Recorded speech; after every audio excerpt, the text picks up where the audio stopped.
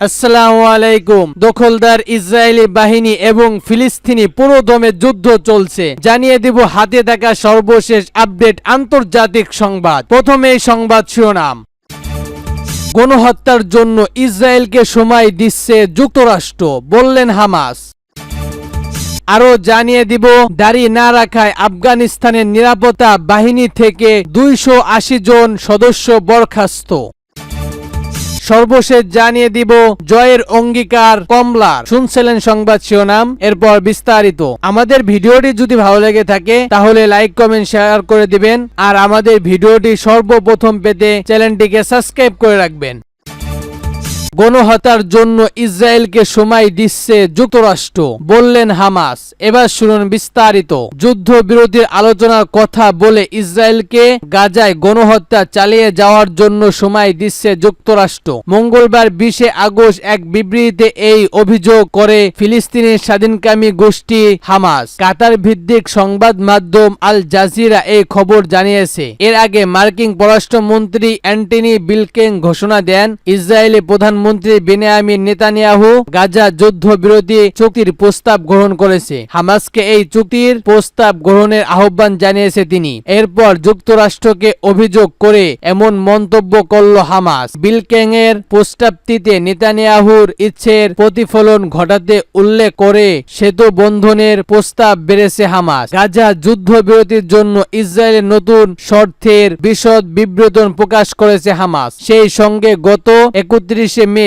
Joe Biden প্রস্তাবটি চুক্তি ও 11 June জাতিসংঘের নিরাপত্তা পরিষদের সম্পর্কিত চুক্তির সংরক্ষণ করতে নেতানিয়াহুকে চাপ দেওয়ার জন্য বিশ্বকে আহ্বান জানিয়েছেন তারা। এর আগে ইসরায়েলি বন্দীদের মুক্ত ও গাজা যুদ্ধবিরতি নিশ্চিত করতে আলোচনা সম্ভাব্য শেষ সুযোগ হিসেবে বর্ণনা করেছেন ব্লিংকেন।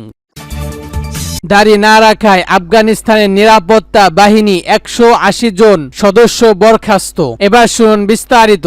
আফগানিস্তানের নিরাপত্তা বাহিনী 180 জনের বেশি সদস্যকে দাড়ি না রাখার দায়ে বরখাস্ত করা হয়েছে দেশটির ক্ষমতাসীন তালেবান। এছাড়া অনেকেই কাজের সাথে জড়িত থাকায় গত এক বছরে দেশটি 13,000-এরও বেশি মানুষকে আটক করা হয়েছে। মঙ্গলবার 20 আগস্ট আফগানিস্তানের নেতৃত্ব মন্ত্রণালয় কর্মকর্তা এ তথ্য জানিয়ে বলে খবর দিয়েছেন বার্তা সংস্কার রাইটার্স। সম্প্রতি দেশটির পাপ প্রতিরোধ ও পণ্য পরিচালনা মন্ত্রণালয় বিষয় হান্দার প্রতিবেশের প্রকাশ করা হয়েছে। প্রতিবেদনে বলা হয়, আটককৃতদের মধ্যে প্রায় অর্ধেক আটককৃতদের 24 ঘন্টার পর ছেড়ে দেওয়া হয়েছে। এক্ষেত্রে অভিযুক্তদের অপরাধের ধন কিংবা লিঙ্গ বিবেচনা করা হয়নি। মন্ত্রণালয় পরিকল্পনা ও আইন বিভাগের পরিচালক মাহবুবুল শেখর এক সংবাদ সম্মেলনে বলেন, কর্মকর্তারা গত এক বছরে 21,328টি বাদ্যযন্ত্র ধ্বংস করেছে এবং হাজার হাজার কম্পিউটার অপারেটর বাজার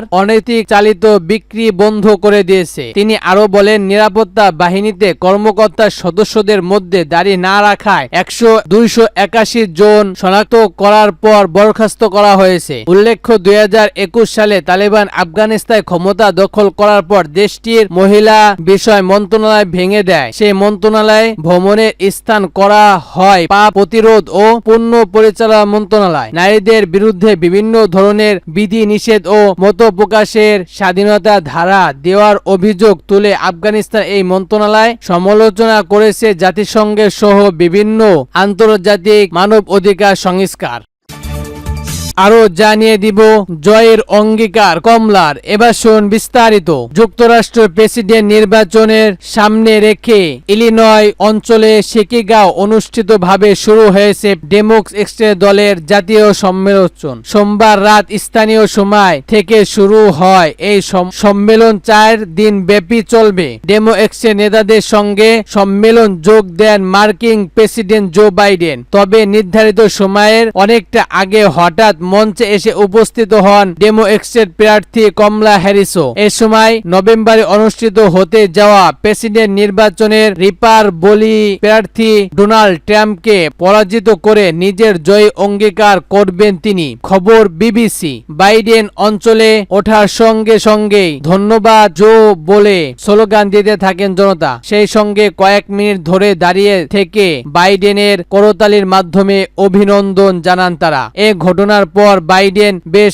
আবেগগত হয়ে পড়েন। এক পর্যায়ে আবেগে কেঁদেও ফেলেন তিনি। নিজেকে সামলে নিয়ে উপস্থিত সবাইকে ধন্যবাদ জানিয়ে মার্কিন প্রেসিডেন্ট বলেছেন, কঠিন সময় শেষ হয়েছে, এখন ভালো সময়। প্রেসিডেন্টের দায়িত্ব নেওয়ার পর নিজেকে সর্বোচ্চ দিয়ে দেশের জন্য কাজ করেছি বলে জানান তিনি। সম্মেলনে বাইডেন আরো বলেন, প্রেসিডেন্ট হিসেবে দেশের সেবা করতে পারাটা আমার জন্য সম্মানের। এই কাজকে আমি ভালোবেসেছি, তবে সবচেয়ে বেশি ভালোবাসিছি দেশকে। একই সঙ্গে গণতান্ত্রিক ধারা বজায় রাখতে অন্যান্য প্রেসিডেন্ট নির্বাচন ডেমোক্র্যাট পার্টি প্রার্থী কমলা হ্যারিসকে জয়ী করার আহ্বান জানিয়েছে বাইডেন। প্রেসিডেন্ট পদ থেকে বিদায় নেওয়ার আগে দলের জাতীয় সম্মেলনের একই তার শেষ ভাষণ। ফলে প্রেসিডেন্ট হওয়ার দৌড়ে থেকে হঠাৎ সরে যাওয়া নিয়ে বাইডেনে কি বলবেন সেটিকেই নজর ছিল সবার। বৃহস্পতিবার সম্মেলনের শেষ দিনে কমলার মঞ্চে ওঠা বলে শোনা যাচ্ছিল, তবে তার আগে প্রথম দিনে সেখানে উপস্থিত হয়ে সবাইকে চমকে দেন কমলা। হাজার হাজার নেতাকর্মী উঠে দাঁড়িয়ে করতালি দিয়ে কমলাকে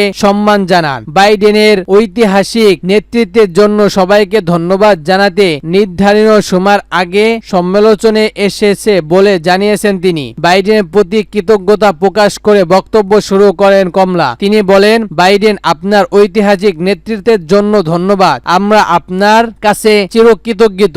এ সময় সমাবেশ জনতার উদ্দেশ্যে কমলা আরো বলেন, আমরা যুদ্ধ করি, আমরা জিতে যাই। কমলার পরে মঞ্চে হাজির হন ডেমোক্র্যাট পার্টির আরেক প্রভাবশালী নেতা হিলারি ক্লিনটন। কমলার মতো তিনিও বাইডেনের প্রতি কৃতজ্ঞতা প্রকাশ করে ভাষণ শুরু করেন। একই সঙ্গে কমলাকে উদ্দেশ্য করে ক্লিনটন বলেন, সময় এসেছে কাচের ছাদ ভেঙে দেওয়ার। আরো বলেন, তিনি কমলা প্রেসিডেন্ট পদে নির্বাচন করেছে তার দৃষ্টিকোণে আপনাকে এবং আরো লাখ লাখ মানুষকে আরো বড় স্বপ্ন দেখার সাহস যোগায়। ডেমোক্র্যাটের জাতীয় সম্মেলনে যোগ দিয়েছেন মিশিগানের সিনেটর গ্যারি পিটার্স। তিনি এক বিবৃতিতে বলেন, কমলা হ্যারিস যুক্তরাষ্ট্রের মোডো প্রেসিডেন্ট পার্টির প্রেসিডেন্ট প্রার্থী হিসেবে প্রচার শুরুর পর থেকে শিকাগো উত্তরা বিচার করেছে। শিকাগো কমলাকে প্রেসিডেন্ট হিসেবে চায় না বলে দাবি করেছেন তিনি। বৃহস্পতিবার প্রেসিডেন্টের প্রার্থী হিসেবে